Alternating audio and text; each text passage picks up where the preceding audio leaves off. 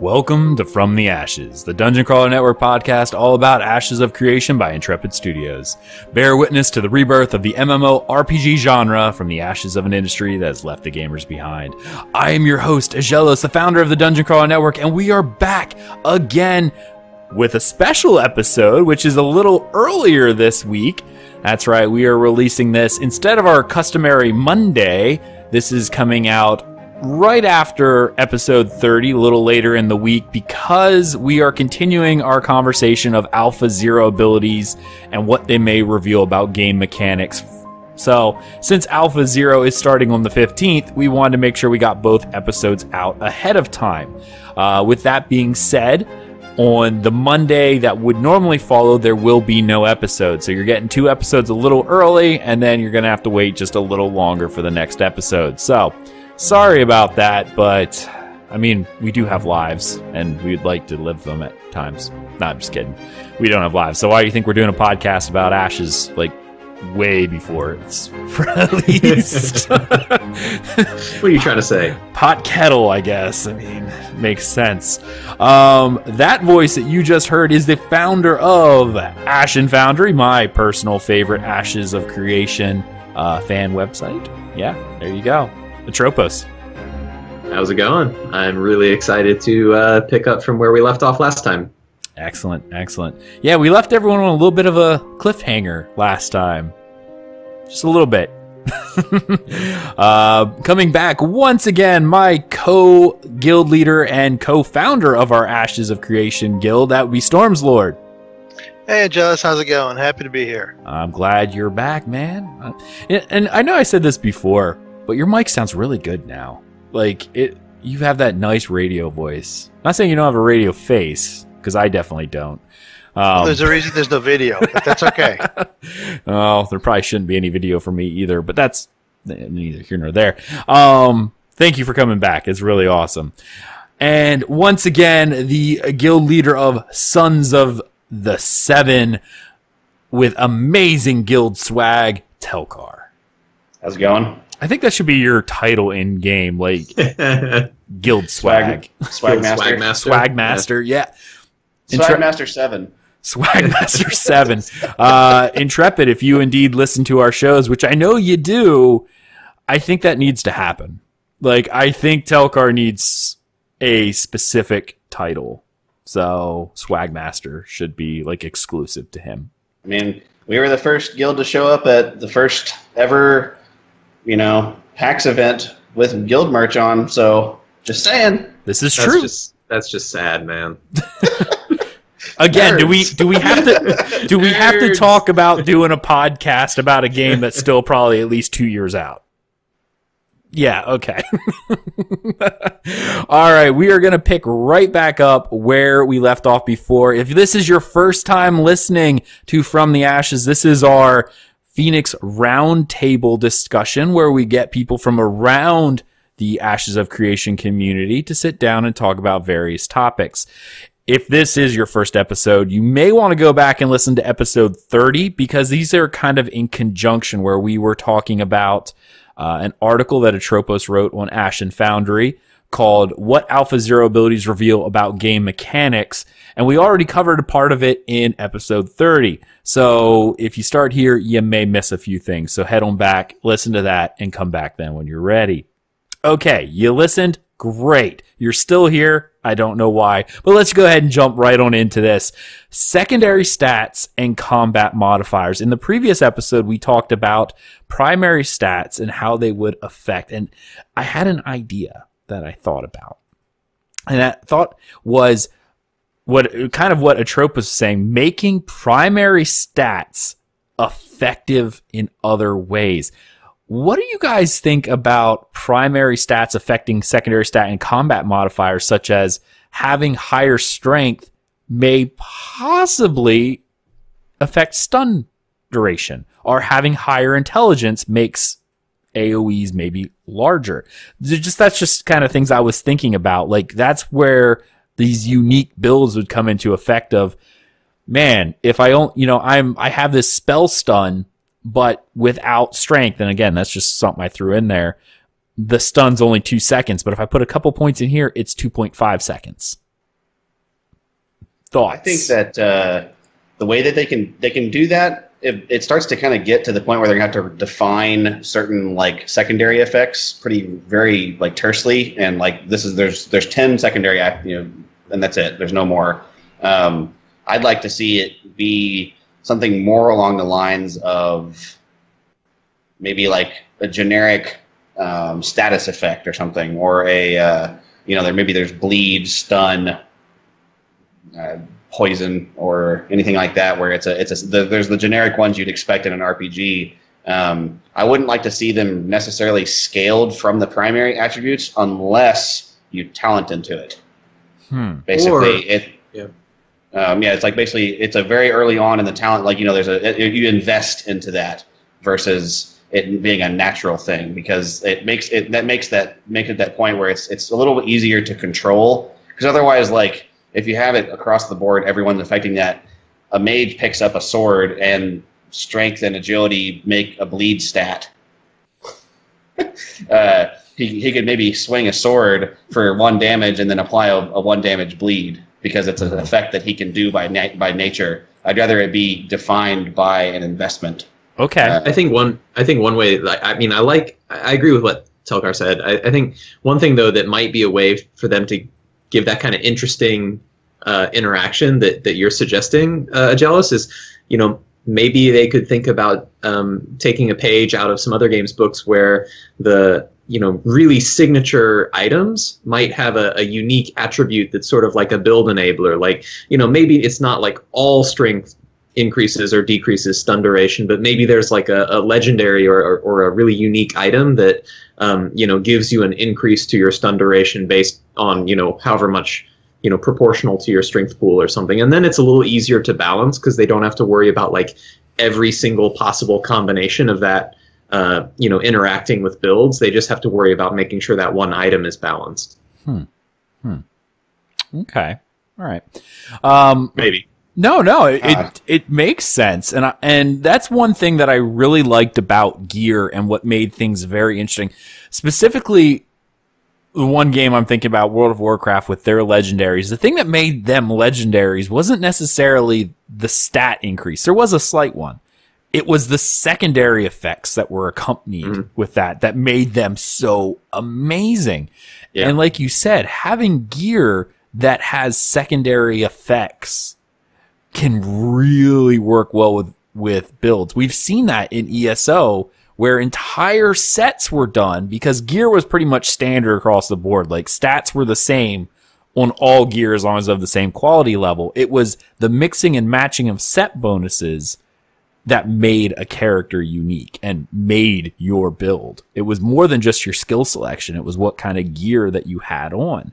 And having a piece of gear, let's say a spiked shield, right? A shield with spikes on it. It then has that little bit of reflect damage as a native part of having that shield versus, it might not actually defend as much, but you have that little bit of a reflect damage because of the spikes on the shield. Another game, like Path of Exile, uses the word implicit for that. It's basically a thing that's default to that item that gets modified by the other effects. So that's a good way. I think that's a good system. Now, here's something that's interesting and does tie into primary stats. When we look at some of these abilities, and as we look through this article, I know Atropos brings up the mage ability after image. And in Alpha 0, I'm going to read the tooltip here. It says, summon shadows to yourself to confuse your enemies, granting the mage increased invasion. Now, there's 2 ranks to this. Increases duration of the effect is rank 1, but rank 2, deal increased damage while the images remain in effect. Right there, we have 2 examples of, I almost want to say, secondary attributes, because if you looked at like ESO's side, secondary attributes, I don't think that would be a combat modifier. Secondary attributes are things like crit chance and, those fun things. But you have abilities that are that give you increased damage and increased invasion. Are these being affected by primary or secondary stats, and how much so? I'm thinking no. I mean, but do you think it's a flat rate? This is so early. Like, there's a lot of ways they could go, but my guess for the direction that they're going is that there's going to be these secondary derived attributes like weapon power or spell power. That's a byproduct of your attribute pool, your weapon, your gear, and as a result of all of that, you've got some like weapon power statistic, and that is going to determine the base damage or the range of damage that your melee abilities are going to do. Vice versa for something like spell power. But I'm guessing these things are like short duration buffs that give you a maybe percentage or flat rate bonus to that meta attribute. That's not necessarily, having like a 3-way interaction back with your strength or whatever, but it's kind of like on top of whatever your spell power is, you get some bonus spell power while you have these after images in effect. That's at least my guess. Something that... Okay, go ahead. Sorry. I just say it's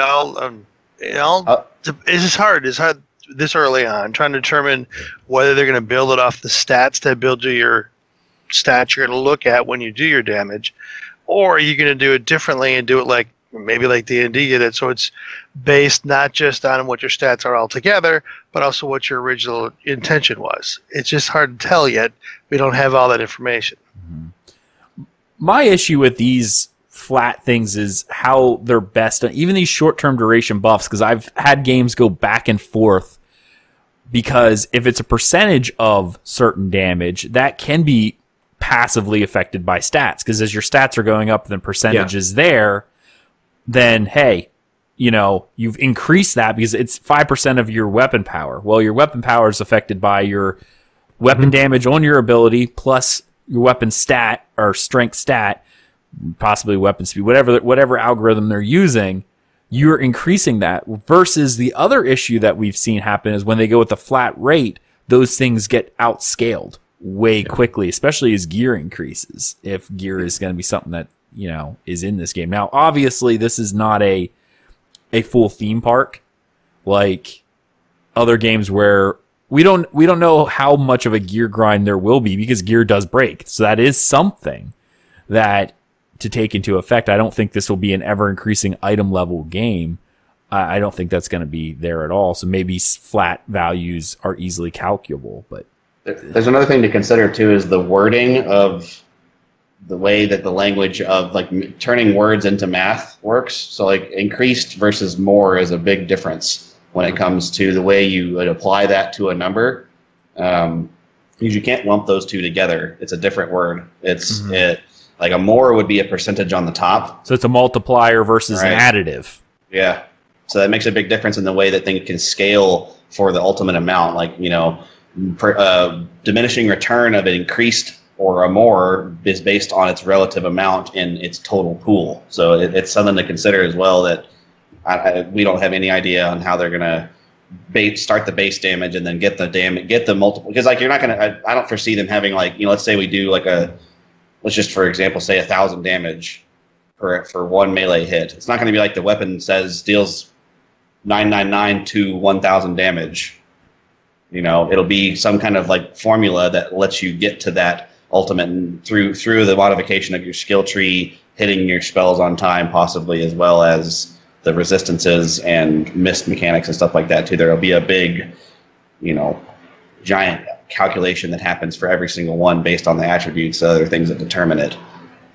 The wording makes a difference in there. So, right. Moving on to targeting mechanics and threat. This one was kind of interesting because I know combat is always something that people complain about like nuts. It's one of probably the major complaints outside of will there be character wipes for Alpha Zero that I see brought up. Atropos looks like he's about ready to say something of note. Other than no, I was still on the secondary attributes train. Did you want to still hop on that? We've moved on. Okay. No, it's okay. We've moved on. All right. I'm just trying to make sure we get this episode out in time, and I feel like we've kind of beat that as much as we can with what little knowledge we have. But you know what? Just to prove you wrong, now you've pulled my beer. Hold my beer. I like it. No, just seriously, just a quick comment. I mean, I think the others, like we talked a little bit about the offensive side of things, but one thing that is interesting on the secondary attributes is we know that there's at least a couple of different forms of defensive attributes. So there's block chance, evasion chance, chance to resist, crowd control, which they're calling like disable defense. And then we also know that we've got armor as a sort of, I didn't really think of classifying that as like a primary attribute, but there is going to be an armor statistic that's one of your character's secondary attributes that is going to dictate the amount of mitigation that you have, presumably against physical attacks, but it remains to be seen how you're mitigating magical damage. But I think thinking about the defensive side of things is pretty interesting too. Okay, you brought this back up. Now I got to say it. All right, you're right. When you talk about defensive, and I'm glad you brought up armor, and I'm not sure if I know this answer yet. I know they've already said that weapons are not class specific. Obviously, certain people will use things better, but you can pick and choose, which reminds me a lot of ESO once again, and Elder Scrolls in general, where you could be a tank in cloth armor. Didn't necessarily mean it would work, but you could. Do we know if armor is going to be tied to classes or not? Or archetypes, rather. I don't think it's supposed to be. Well, we know that I think we know that neither armor nor weapons is supposed to be tied to archetypes, but unless things change, it is fairly clear from the Alpha 0 abilities that you would be foolish not to use certain types of armor or certain weapons with certain archetypes. Now, that may relax a lot between now and live, but each archetype in Alpha 0 has a specific passive ability that you only get the benefit of that passive ability using a specific type of armor. So the 4 types being cloth, light, medium, or heavy. Each archetype has one passive that is like linked to that armor type. So you would be kind of missing out on the opportunity to have that if you used a different one. But to me, that might just be a very temporary, very like, we needed to put something in for alpha type of approach, because that and the fact that a lot of these class abilities require you to be using a certain type of weapon, like the tank abilities that require you to have the shield, or the ranger abilities that require you to have the bow. That does seem at odds with the the messaging they've given around anyone can use any weapon or. Yeah. It does, and it actually, the more you say it, the more it doesn't sit well with me, because it's almost like being locked into those items, period. If you are a ranger, I'm like, yeah, I get it, why you'd want to wear light armor as a ranger. It makes sense for an archetype, but if you were trying to do a weird build, why would you intentionally gimp yourself by not taking effect of the passive? Because by putting on heavy armor, you don't unlock that passive if it's tied to a class. Right? Is that my line of thinking? Like, at least in ESO specifically, armor was its own skill line that you could invest in one way or the other. You could mix and match things. You could get partial benefits based on the amount of pieces you were wearing. So... And that may very well be the way they're going. Like these passives, these abilities, like maybe they will be having weapon-specific skill lines or armor-specific skill lines, and they just haven't set that up yet. And so for now, they're like class things. But it could be that eventually, like the flaming arrow that's a ranger skill today, eventually that's actually just a bow skill, and the ranger has skills that are more like weapon-independent. Right. Yeah, if they're going to follow along with the line of the weapons are not class specific, they're going to need to change the way those are set up. So maybe this is just the first shot at to get it going. Right. And I think we even brought this up when we talked about the skills before, where I said almost every other class's abilities were very weapon agnostic. But the Ranger was one where almost every one of their class abilities that was presented during Alpha 0, or not Alpha 0, but possibly, but PAX was all related to a bow. Yeah, you couldn't switch items in PAX at that point, but it's like, okay, so I'm playing a Ranger, but I want to be a Sword Ranger, but I can't use Power Shot with a sword, right? Like, it doesn't make sense why Ranger was so pigeonholed into using a bow. You know? And we see there's, since that first set of PAX abilities that was like all bow stuff, they actually have for Alpha Zero added a lot more ranger abilities that are non-bow. Like they've got the new trap stuff, they've got the new movement skills, they've got the this like melee, whirlwind attack that they can do. So they are maybe moving a little bit away from that. And like the tank at PAX, had a number of skills that were sort of explicitly shield related. Maybe you see the tank also moving a little bit away from that. So I think that my guess is that a lot of that is temporary and that they just don't have the richness of skill progression right now. And so the easiest way for them to have like a simple but playable system for Alpha Zero is to just, link it to the archetype. But I'm guessing that's temporary. Okay. I think so too. I would hope so, just because it just kind of runs counter to what they've said before. It's like, okay, I get it, right? But why, hey, I prefer to have everything just open. That's the way I prefer it. But if you're not going to go that route, great. But don't give me the option to wield a staff if I can't use it at least somewhat effectively, right? Like a ranger with a staff, I can't use 90% of my abilities because I have a staff. I get auto attack with it, great. But I can't use any of my abilities. It makes no sense.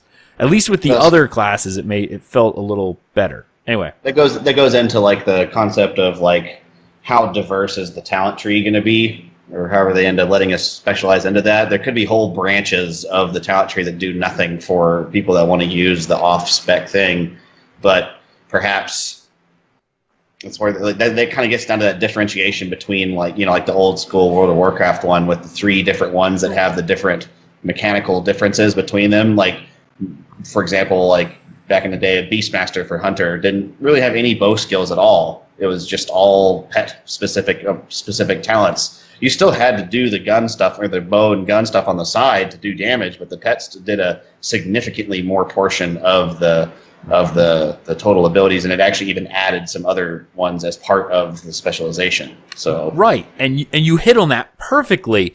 By changing the tree around, you're right. I'm eschewing the bow, but I don't have those abilities anymore. I have a new set that now augment my new tree. I'm fine with that. Like, even if they want to keep power shot and all these ranger abilities, great, but they need to make a tree that if I'm going power shot, I am committing to a bow. There needs to be other options that either remove these abilities or give me new ones.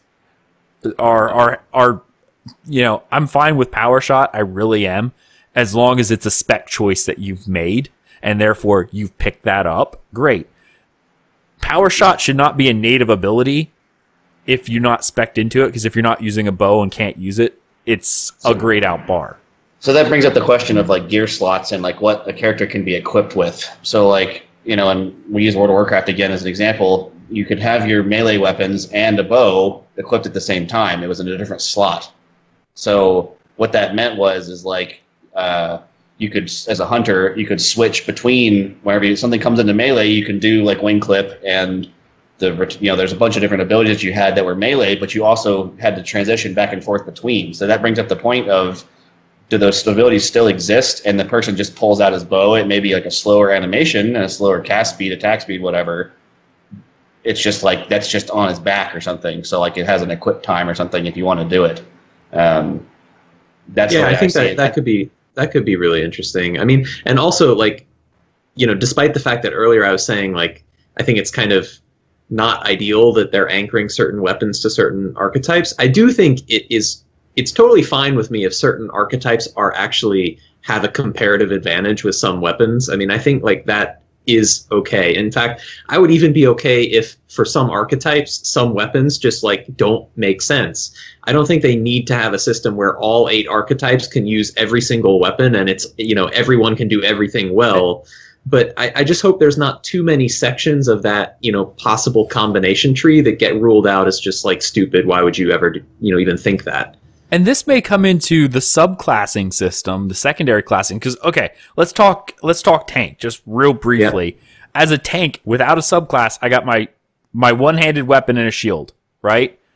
But when I augment and pick a secondary class, maybe I can't use a staff natively as a tank.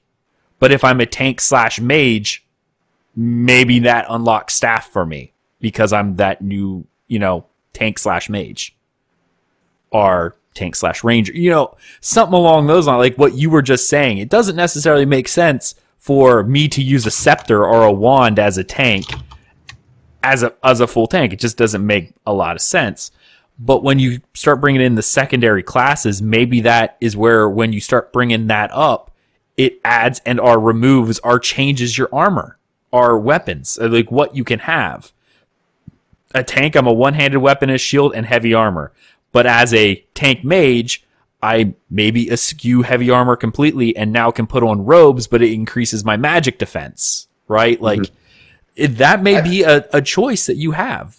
I would say that it's probably better to not lock the equipment behind the class thing, but I'll lock the lock the ability behind it. So, like, if somebody wants to put on a staff, they can. It's just not going to work. Like the way, because the reason why that you want to do that way, I think, is because that defining it so precisely like that is kind of like it kind of feels a little weird. In terms of like letting the players, like, the guy wants to run around as a tank with a staff. Maybe there's a staff that has block chance on it or something like that. Maybe that there is a natural ability for it. He can't use shield bash. I mean, I've seen people block things with staves before. It makes sense. Like, you can block with a lot of things. So yeah, a great sword. You can parry. That's just up. Maybe the certain abilities, the specific.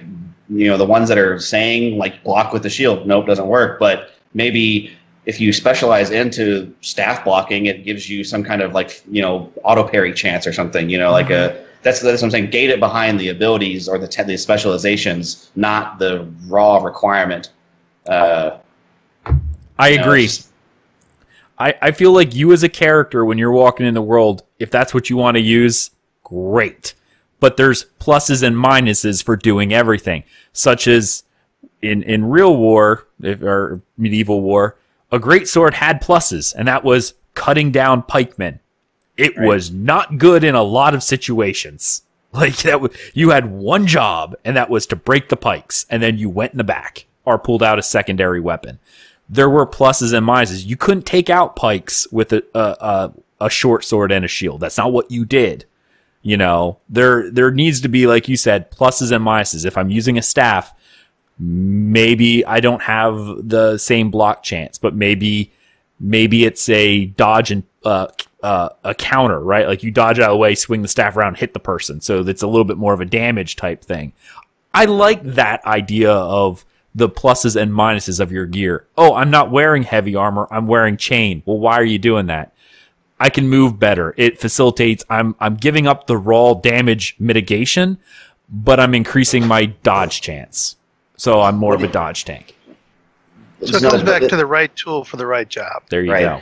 That brings up my point. The next point I was going to make is, like, what about having dual spec?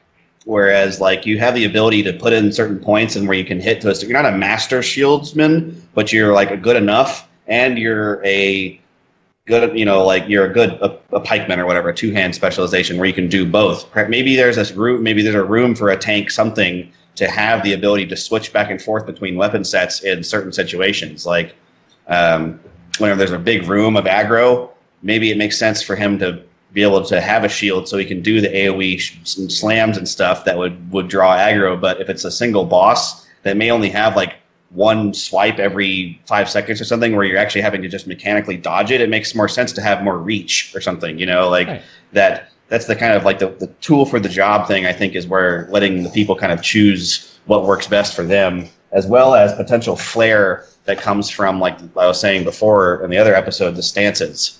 Maybe somebody just really likes the gameplay advantage of being sword and board at some point, but then wants to switch to sweeping strikes with their two-hand as a tank. It doesn't do as much damage as a warrior or a fighter, whatever, like that, but it still has a different gameplay feel for that person, So. Absolutely. Well, Atropos, good job opening that Pandora's box. I really derailed us. I'm sorry. Yeah. That was good, though. No, it was. That was interesting. It was really good. I'm glad you brought that up because it's obviously kept it going. Yeah, because we're already about halfway through this show and we still got a good bit to go. Targeting mechanics and threat. This was something that was brought up and we were looking at specifically the idea of hate and hate over time. But before we get to threat, let's talk about targeting mechanics, because we've already talked about that Ashes is going to be this weird hybrid where they've already said there's an element of tab targeting and there's an element of more action-y combat, which you can choose by the abilities that you're picking. Some things will fire as like a soft lock target via tab targeting, and others will use the template style, so, such as cones and lines and things like that, similar to ESO, Wildstar, that kind of related items. And a lot of these progressions are done, this is one thing I know that's kind of up in the air, is whether or not these progressions are done via a morphing system like what ESO has, or just different skills in general, like you'll be able to build one way or the other. What are your guys' thoughts on targeting mechanics and a mixture of tab target and action? One of the big things that I like to see is skills that, like we talked about the hate mechanics and stuff. I like to see the ability for those to apply inward for PvP and PvE, and the design of that's kind of good to start off with, setting a good foot forward on it. We see these things like the lose target mechanic and the other things in there, as well as like reduce hate. I feel like those can be applied to PvP, and not only where like you lose target for a duration. Let's say you have a reduce or gain hate, it creates a damage penalty or buff based on what it is for the person targeting you. So if you it doesn't force the player to attack them, like mechanically, it actually just gives them a negative damage buff for attacking somebody else. Like where it's like a 40% less damage for fighting the guy while you have a hate buff up of 5 seconds or something. So the tank has Yeah, I mean, I think that's an Sorry, I didn't mean to cut you off. I think that's sort of how I recall SWTOR handled taunting in PvP. Is that the taunt was a damage debuff to anyone except the tank that had taunted. I think that would be an interesting way to go. I mean, as far as the hate and target aspect of targeting goes, I mean, my best inference / guess about this is that, well, it seems pretty clear that hate is a meta resource, a meta mechanic, between you and an NPC that defines who that NPC is going to attack. I mean, I think that hopefully is pretty non-controversial. I think in the absence of like the force target and the lose target mechanics, you would think, well, an NPC is going to attack whoever, has the most hate with it. But the force target and lose target are interesting. To me, my guess is that in PvE, those simply like guarantee that the person either temporarily goes to the top or to the bottom of the hate table.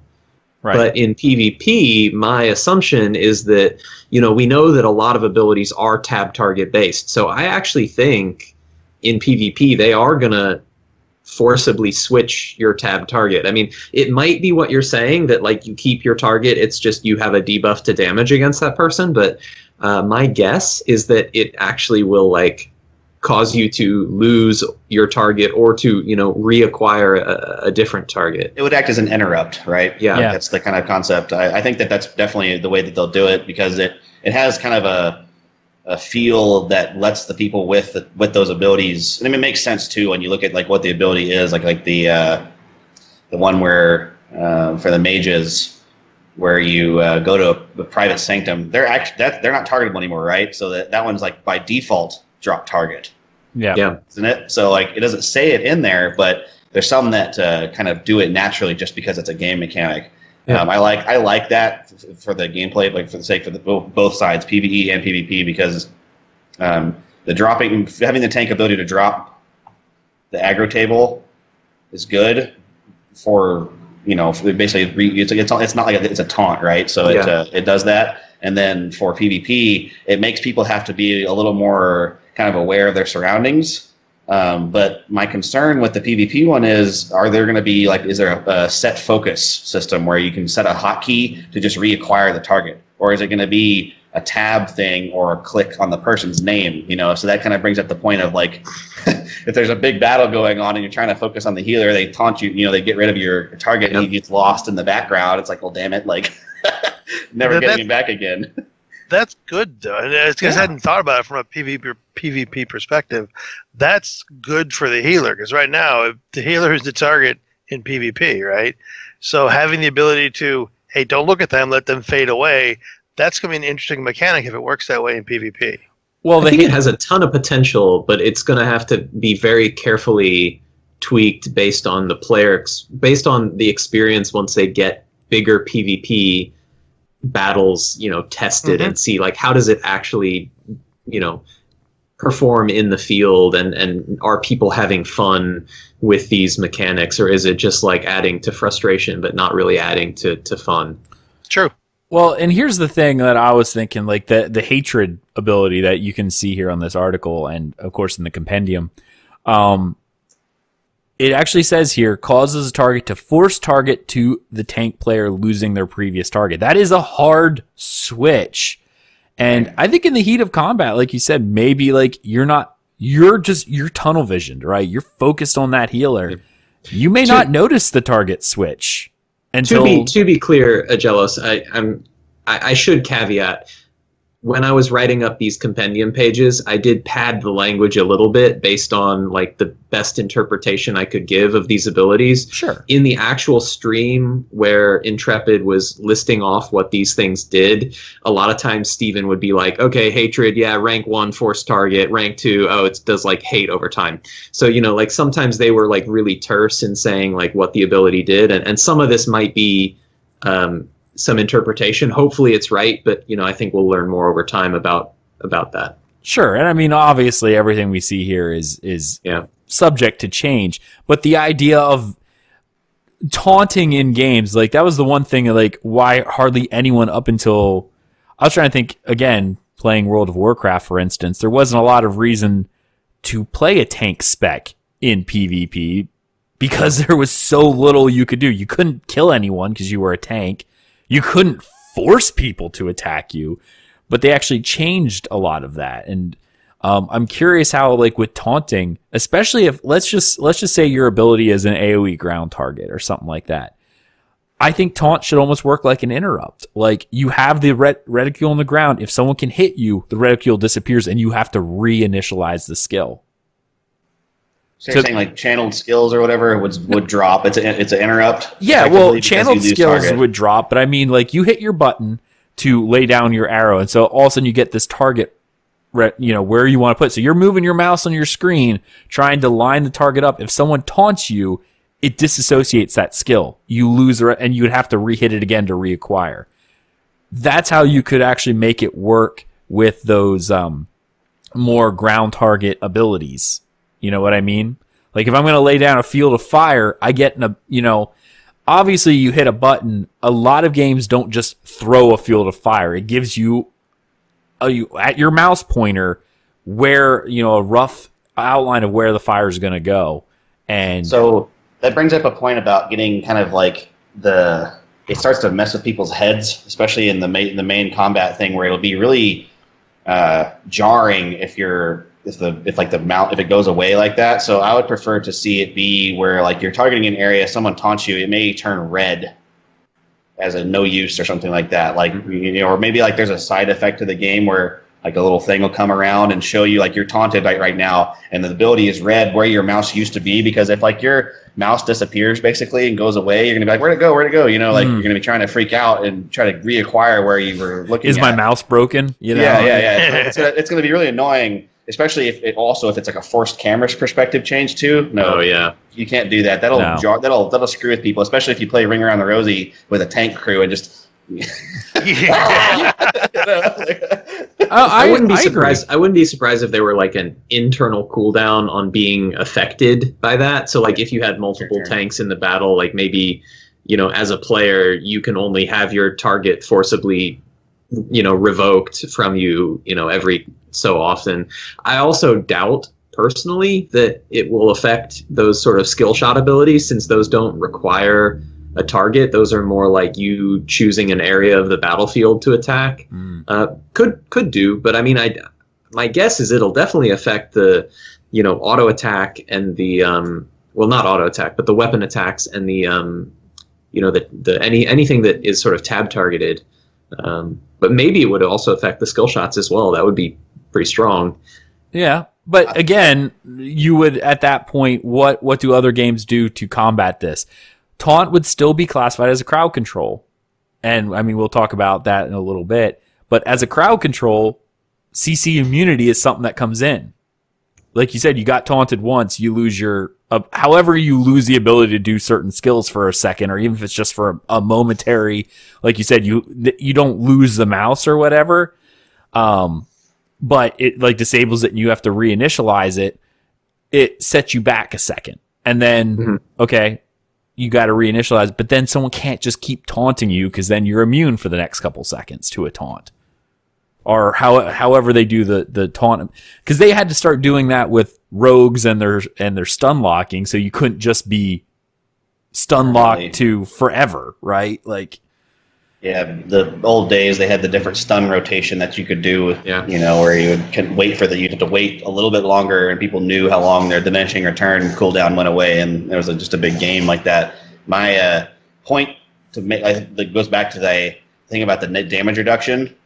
I like that in terms of like a smart player will not let that skill fire if they know that they're taunted because it's going to do no damage or like very little. It's a long cooldown for those things, usually like the large AoE ones. You're gonna if if it drops the target, it stops you from channeling. It shouldn't cause a cooldown. I don't think that's a fair mechanic like that. If you get interrupted, if you're in middle of casting it. Or whatever, like the middle of the animation, it should drop it. You get a chance to do it again. If you choose to still do it with the damage penalty on, you're gonna waste the cooldown basically. So that gives me the goes back to I keep saying this, and I don't know if we've talked about it on previous ones, where I'd like to see a very, very explicit damage state or status effect kind of symbology on the screen. I think it's really cool. Like.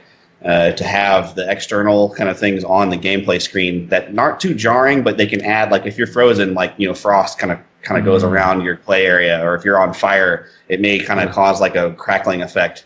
You're stunned, maybe there's kind of like a dizzy looking thing. It makes it so you can kind of react, appropriately based on the situation. I know some people have complained about things like screen shake and stuff, especially if you get nausea or vertigo and stuff like that. I mean, I agree. I like that kind of thing. I just don't know if they will do it, only because there are people who literally can't handle that. I wouldn't say screen, like it's not like. I think he's talking more about like a vignette, like just a visual thing. Yeah. It's exactly what it is. It just applies a little effect around your character. More than just like a red for stunned and green for poison. How it is on like World of Warcraft. Your character gets poisoned. It's like just power like a little, auras. a little thing that happens on you. I'd like to see it maybe happen to your user interface, or like the PvP effect that's not really talked about very in detail, but the broken mechanic. Like there's no PvP health bars, right? So like I had made this point to I think Jeff as a feedback at PAX, like maybe whenever your character gets to that broken stage, like the interface starts to crumble and like dust starts to come from the graphics and stuff. Like that's a little cool, like it just feels good. Like it makes the combat really immersive to me. Right. So ESO did try this. Like what you're saying. Yeah, they did. They wanted to limit your immersion because of the way the game was designed. Yeah. So what they tried to do was they tried to give you subtle hints as to what was happening to you as a character. For instance, if you had a rend armor ability, like someone lowered your armor, your health bar actually looked like it was cracked, like shattered glass. So you could see right off your bar, oh, someone reduced my armor. If you were, I'm trying to think, if you were chilled, I think there was a little frost effect that would happen around both your character itself if you were in third person, but because this game allowed for first person, they had to do it on the element, so it would chill like the outside of your screen, so you could actually see this level of detail from both a first person and a third person perspective. I do like that ability, some way of changing your UI a little bit to signal what kind of status effects are on you. Speaking of status effects, damage types, and resistances, let's go ahead and talk about the next two sections kind of as one. Damage types and resistances, as well as movement abilities and crowd control. I think a lot of this will kind of fit together. So the one thing I thought about with damage types and resistances that we brought in here, because so much of this was, adding physical damage reduction, magical damage reduction from like a tank ability called cover, protect an ally, redirect a percentage of incoming damage reflective to an ally, damage to tank instead. But that has that physical damage and magical damage reduction. How in depth are we looking at for the different resistances? Now let me set up this field a little bit. In Daok, there was a sweet spot you could hit. You could not 100% resistance cap anything, but there was, what was it, like 34.6 I think it was for elemental, and like 22.8 for physical. Yeah. 26 was the cap for all of them, but you could get buffs. You could go higher with buffs. Okay. It's been a long time since I played. I was trying to remember, because there was, when you're crafting your gear with different resistances, there was different things you had to do when making gear to make sure you hit all those buffs, like getting your max stats as well as different resistance buffs and things like that to make an effective character. But hitting that 26% resistance was one thing. Now, other games have seen where you could almost 100% resist certain things, especially early World of Warcraft. EverQuest 1 and 2 had this, where you could actually put armor on and abilities that would help you negate certain elemental types. Like, I remember having to build a frost set to do the one raid in BC. I forget what it's called now, but when it was in Zangamarsh. Like, you had to have a frost set, because whoever was tanking the one frost elemental, if you didn't have it, you would die. Are we seeing the types of resistances? Do we think that is going to be something that will happen in this game? Like, you can build to resistance as well. Are we going to start seeing the counter where taking resistances causes this ebb and flow of my burn resistance is up, but because my burn resistance is up, my frost resistance is now higher or lower? Like, is it a flux? Do they move in conjunction with one another? Is it more fluid like that? Or does everyone just start with base resistances that can be augmented? Thoughts? I'd like to see it be gearable, or maybe not talent-wise, but I'd like to see it to be gearable, because it kind of makes sense. It's your clothes, like you're able to do it. Maybe certain abilities have like an additional resistance value, but it's like a buff, But I'd like to see it do that, because it allows you to kind of craft some more interesting encounters that shift the way people have an expectation for going after certain events and stuff. Like, especially in the process of like learning PvE encounters and stuff.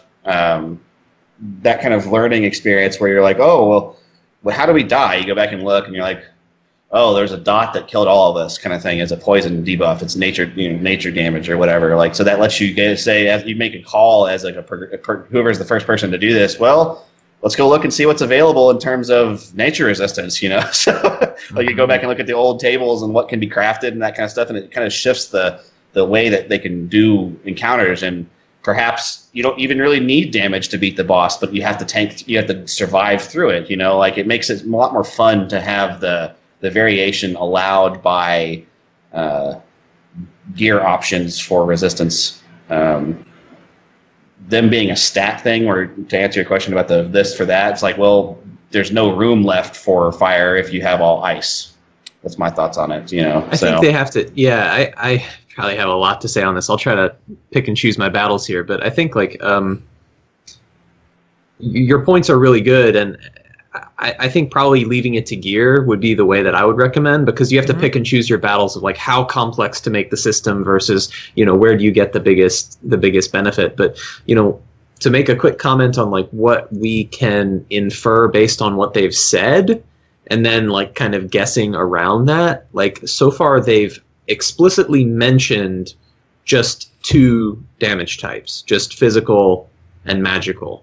Because in a lot of their abilities, they talk explicitly about physical damage reduction or increased physical damage, or magical damage reduction, increased magical damage. And then there's some where they talked about like a global increased defense or increased damage. But what it does seem to me is that at least behind the scenes, whether it's like a first order thing or at least like underneath as a second layer, there are separate damage types, at least for magical damage. And we know that because of the elemental mastery passive in the mage class, where that passive only works when you deal damage with different elemental types, the elemental types being ice, fire, and earth, at least the ones that we know about so far. So my guess is that, you know, what there might be is a sort of secondary damage type system where those damage types are associated with certain effects. Like we know there's burning effects that are going to be caused by fire damage. You know, it might make sense. We know there's bleeding effects on the physical side. It might make sense that there's also sort of specialty types of physical damage that, you know, that cause different sort of physical meta effects as well. So I don't know. I mean, that second part is kind of like just me guessing, but we do know that at least there's definitely two major damage types, but underneath probably more than that. And this is something that I really wish they would do, like you said here, is possible for even more subtypes. Like, elemental damage is pretty much always got the base. Now, ESO did a little better with this, where different weapon types would do different things. Like, and it essentially did what I was kind of hoping, but maybe not quite in the same way. Whereas maces and stuff, their special ability was they ignored a certain portion of armor, which makes sense. Slashing swords and stuff pretty much just gave you an increased damage. It was a flat damage. Axes added a bleed, and daggers added crit chance. I would love to actually see the return of slashing, piercing, blunt damage and have it affect by the type of armor you're wearing. Because plate armor, you wouldn't use a dagger against plate armor unless you could find the holes where the armor connected. That's the only way to get in. But so many, I love the idea of when people talk about knights and stuff, you see them with swords and stuff like that. Generally, that was not what most knights wore, especially if it was heavy armor. They used a warhammer. That was specifically the weapon of choice, because if you went up against another plated person, a sword probably wouldn't do a whole lot, but a hammer will cave in that breastplate, and that's what you went for. So I would love to see that. Like, I don't want to see anyone be like completely left out of it. Brought a dagger and this guy's wearing heavy armor. All right. But having bonuses to and against certain things would be neat to kind of add a little bit to it, going, this is going to be a lot tougher for me because I brought daggers and this guy's all in plate. So I have to be better than him. I like the kind of more RTS, like Warcraft 3 style of the trades between damage mitigations. So like piercing damage is really good against heavy armor. Impact damage, you know, blah, blah, blah. You can kind of do those kind of like pairs of where it works well and what it doesn't. You know, it's a damage loss, but it still works. Like you said, like the guy with dagger is not screwed. He may have to outplay the guy, and maybe there's like a damage bonus for hitting from daggers for hitting in the back. Yeah, you know, Dayoff did this so well, and that was, you know, over 10 years ago. Yeah. And they just like had such a great system for resistances and different damage types. I would love it if Ashes were able to, you know, capture some of that. Yeah. So part of the tooltips I'm reading, doing again, hopefully it's not something that was just tweaked, but semantically, take the implosion, right? We're talking about burn damage. So we're already talking that there's going to be some other systematic damage, if that's true when we go forward to Alpha Zero. That's going to hopefully show that, well, you have a burn damage, then you're going to have obviously a cold damage. Is that going to be affected by the weapon? Probably not, but that might be affected, how much you're affected by cold, by a primary race. Again, it's going to depend. Yeah, there is some definitely common themes. Like there's, you know, 2 different ice abilities, ice-themed abilities, and they both cause a slow.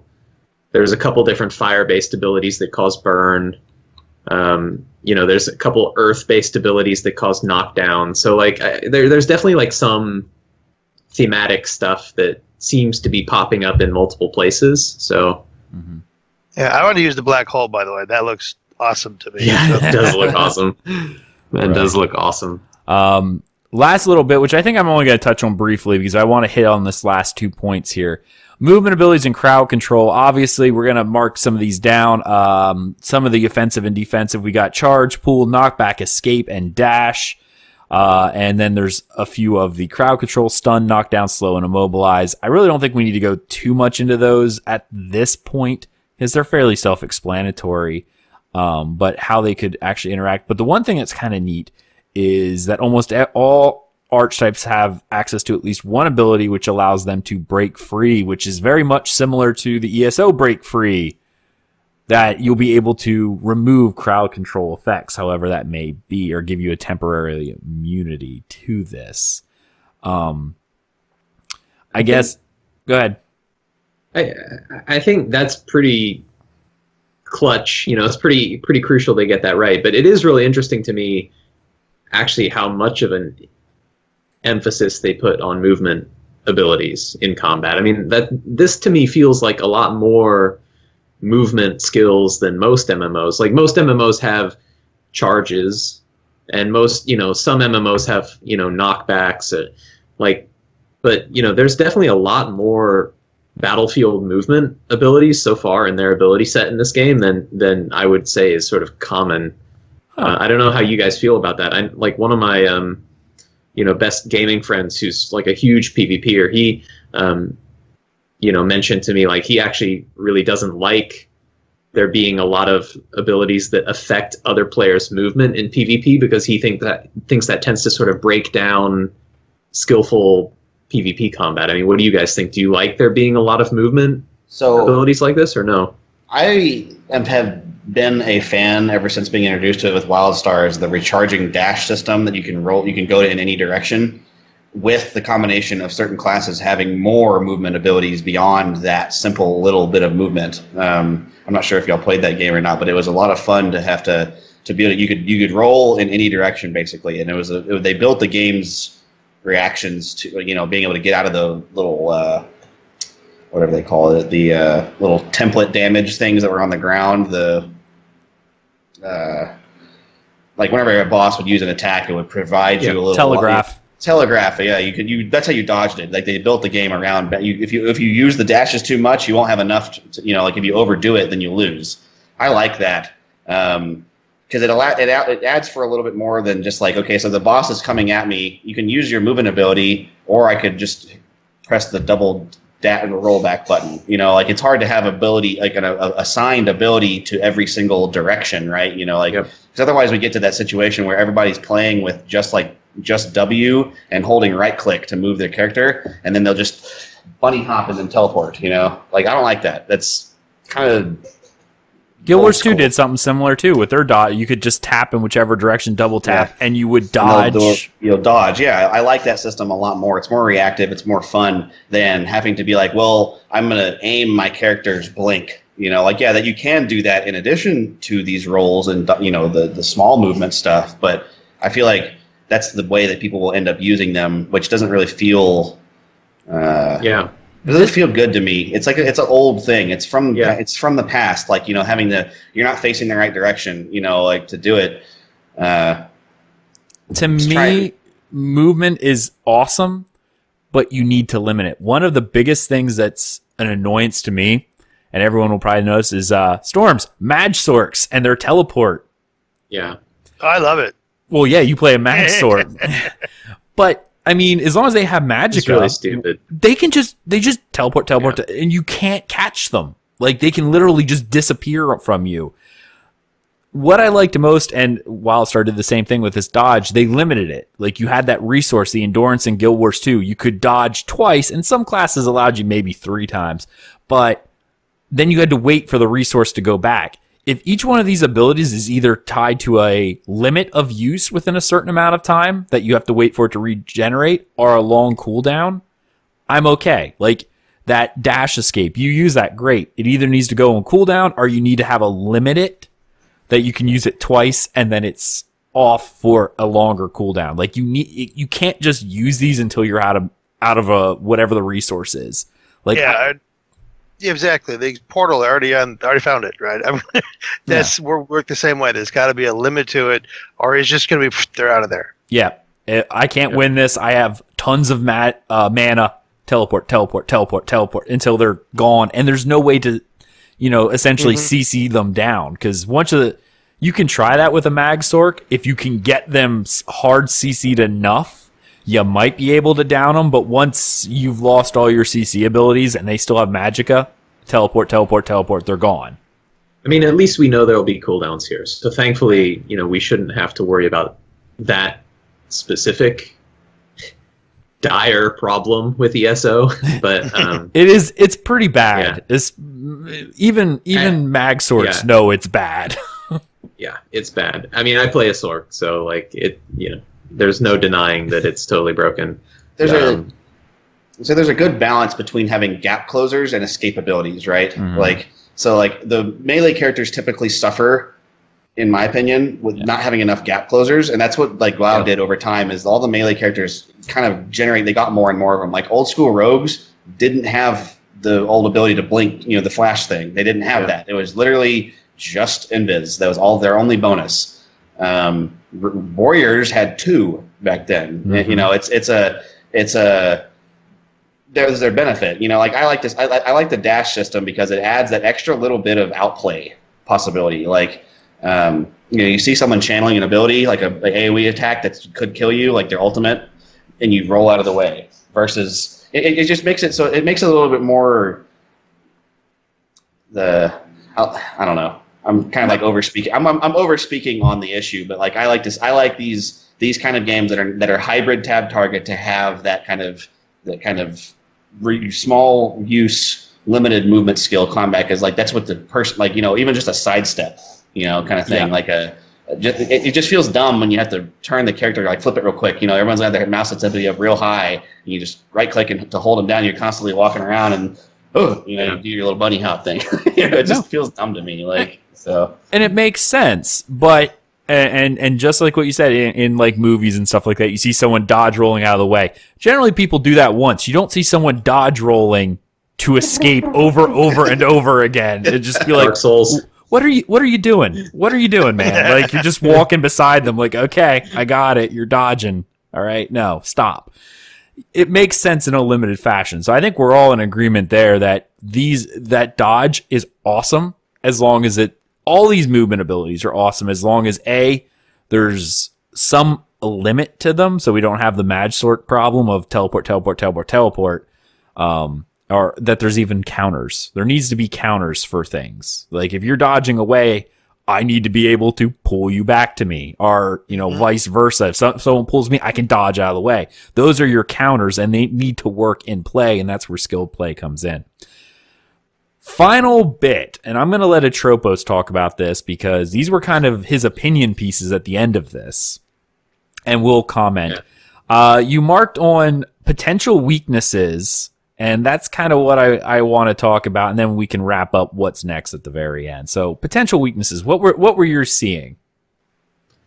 Well, part of it I think we can skip because we actually talked earlier at some depth about one of the things I thought was a weakness was maybe that some of the archetypes might be a little bit more weapon or armor bound. Yep. And we talked about that. I think we covered that really well. So the other thing that I guess if I have one concern right now, like a super premature, pre-alpha, pre-game concern, is that I worry based on the way they've lined up the cleric abilities. I worry that healing and resurrection may be a little bit too strong the way that they're thinking about designing those systems. Telchar, cleric, OP, right? Yeah, the cleric was the best character in PAX West by far. Did the most damage, carried the PvP especially. I mean, I think the ranger was better at like DPS for sustained, but the cleric's like the AoE totem heal thing that sucked people. It was too strong back then.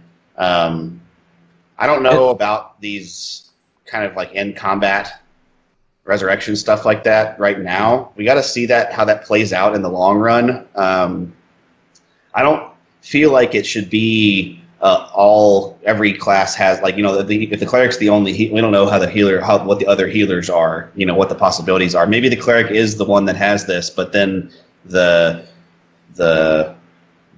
the bard can heal, or whatever other archetypes out there that do help heal at whatever their specialization for it is, be it damage prevention, be it the different ways, they may not have the same amount of active in combat capacity for resurrection. I think it's currently it's very strong. So, and I mean, like, part of the cleric's strength at PAX was just, I mean, part of that's just balance. There's nothing necessarily wrong with having that totem ability. It's just, it was like a little too effective.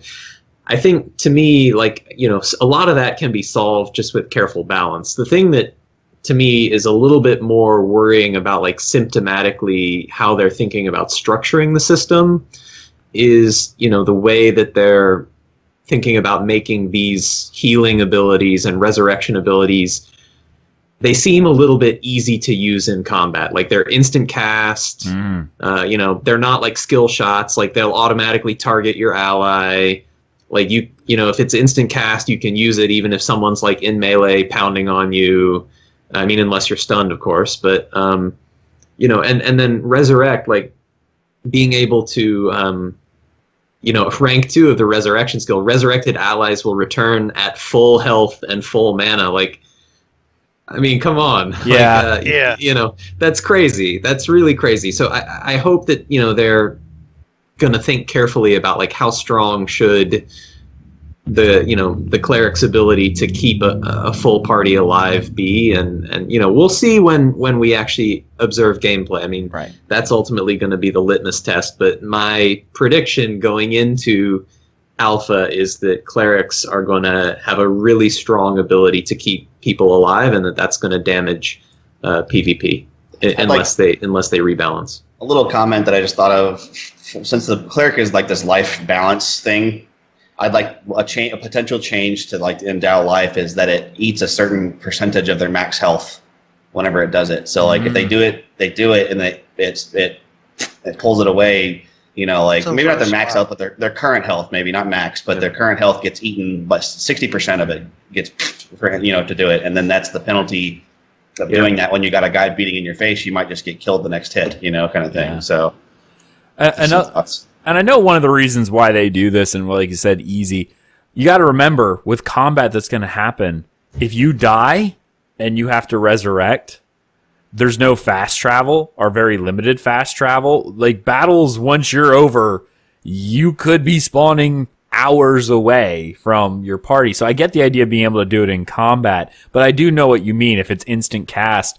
I know the idea of the instant cast being able to prevent death for several seconds. That could be instant cast, but I think there should just be a checksum that's in the code going, is target alive? Yes, instant cast. If no, channeled ability. Yeah. And if it's a channeled resurrect of an actual downed player, that gives the opponent time to go up and, interrupt that.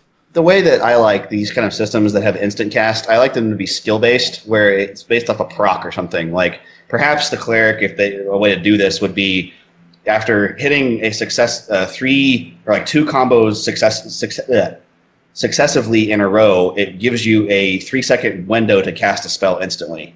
Mm-hmm. Stuff like that. Yeah. Another thing they could consider doing is making Endow Life or similar abilities an ultimate instead of a mana cost ability, and they could give it a high focus cost, so that, like, if you've been really crushing it in combat, you can combat res one ally, right. But if it has they could balance it by making it a focus spender rather than a mana spender. But right. I mean, there's things they can do, but I worry it's a concern. It's not yet a flaw. It's just something that to me stands out a little bit, like it could be a problem with their combat system. Yeah. No, I 100% agree. Healers are one of the things that are so necessary for this type of game, and yet can be the major swinging force of. It's kind of like the old, I think it was the old Ret are the old Holy Paladins, that if it was just you versus the Holy Paladin, you could not out damage their healing. They could just sit there and spam heal, and they weren't running out of mana. I think that was happened in Wrath, where you had to have like 2 or 3 people on a Holy Paladin to actually get them down, because they just never ran out of mana. When they took damage, they gained mana back. Yeah, so they just sat there and kept healing themselves. And that's so important for open world PvP games in particular, I think. Like when you're out in the wilderness and a PvP encounter emerges, you don't want damage numbers tuned so much that like you get 1 or 2 shot by someone. But by the same token, you don't want healing tuned so much that like you end up in this just ridiculous stalemate. And then, nothing happens until, someone's friends show up and like you want combat to resolve in an amount of time that feels good. So, and that brings up a question that I was going to talk about earlier about just damage effectiveness and like reductions. Do y'all see a modification to player versus player stats based on, so like there's an effectiveness like that? So like how, one of the problems that I found with like WoW is that the numbers just went out of control, like the size of it. So it's like, I feel like they're going to keep very confined damage numbers, and like it's not going to grow to that same level of millions and millions of damage. Mm-hmm. WoW tried the resilience thing for a while. I don't think it's there anymore, right? It's gone now. But that like changed the whole PvP game. Everybody had to have resilience because that was the way you reduced the incoming damage. It was like it makes it so like there's a requirement for good PvP, but max level healers that were in the highest raid group could just ignore people. They didn't matter. Like you just druid, throw on the hots and just keep walking and just don't care. Like so it was a weird I really situation. love it when an MMO balances NPC behavior and NPC damage to be like more similar to what a player does. Like if you think like take someone who would be like a badass rogue, assassin type, and think about like what kind of damage could that person do in PvP, and then take your dungeon boss and have that dungeon boss do like double what that rogue would do. Like that would be like a well-balanced boss, where the type of balancing that you can do for abilities to have a good PvP experience, will also work in PvE. I think the problem is when, your design for NPC scaling gets like so out of sync with the way that players scale, that you end up having 2 systems to balance instead of just one. So I hope that they can design NPCs and NPC attribute and scaling systems that, just make NPCs in the world sort of fundamentally similar to players. Right. I agree. Excellent points. All right, guys. We have the what's next here, but that's kind of, everything's next. It's all next. This is kind of what our thoughts were on what we were told about Alpha Zero and things that we knew. So obviously, if you're listening to this and just got done with that, Alpha Zero is possibly just a handful of hours away. Depends on how many you want as a handful. So, yeah. So those of you guys with the Alpha Zero keys, make sure, like I said, if you haven't already, listen to episode 30 and take note of what it means to be a good alpha tester. Like, that is something that is very important that you do. Don't just log in and pretend like it's a game to play, because if you do that, you're going to be disappointed. And, you're not only wasting your time, you're wasting the developer's time. All right, guys. Thank you so much again for coming out and doing this. I know we've been here for a while now. So where can people find you? Let's start with Atropos. You can find me on Ashen Foundry. It's a community site for Ashes of Creation. We've got a forum. We've got a community. It's a publishing platform. So if you have YouTube videos, Twitch streams, an article idea, something you'd want to showcase and share with the Ashes community, we'd love to share your content and help you promote it and have some discussion around that. And then we're also building a lot of tools to hopefully enrich the gameplay experience with Ashes. So that'll be like, social systems, hopefully game API integrations, things like that. So please check us out. We'd love to have you guys join our community, which is, growing as we ramp up into launch. Excellent. And Storms.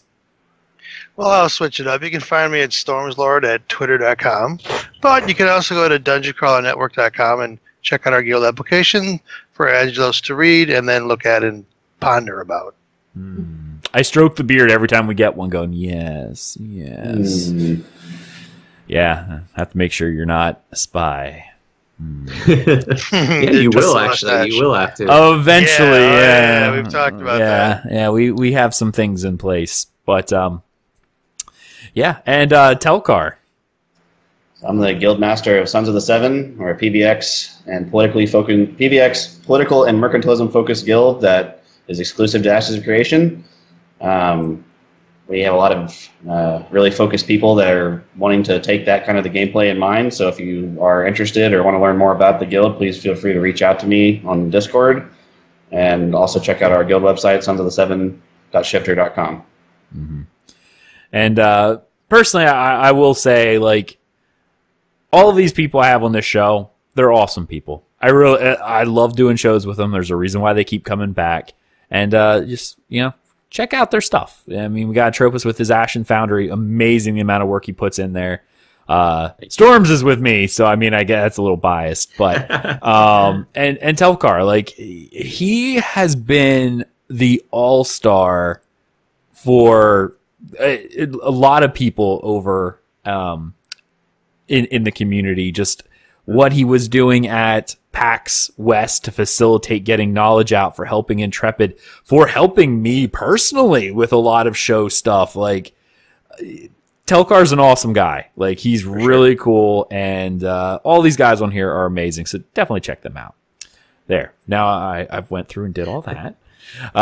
You can follow me at Aggelos, AGGELOS _WOF on Twitter.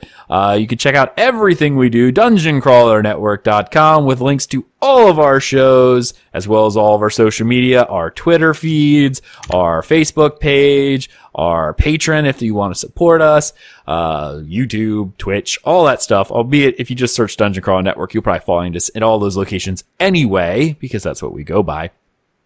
And of course, if you're interested in joining our Ashes of Creation guild, you may do that by going over there and putting in a guild application, as what Storms has said, and we will review it. And if you're interested, not just joining, not joining the guild alone, but if you're interested in joining the greater community, that is open to everyone, regardless of the fact if you're with us or not. I know Telchar's in there with us. Sinbad, who's been on here a bunch, as well as pretty much every host that we've ever had on this show, is part of our community. You can go to our website, dungeoncrawlernetwork.com, hit join Discord, and you can chat with pretty much everyone that has been on this show, because they're all hanging out with us. I mean, we have an awesome community. I know I'm biased, but we do. And there we go. So thank you so much. Thank you to my co-host. You guys were amazing. And I'm really looking forward to playing Ashes of Creation with you guys. Like, that's really, this is going to be a lot of fun. So thank you so much for you guys who are watching. We hope you enjoyed this episode of From the Ashes, and we will see you in Ashes of Creation. See you later, everybody.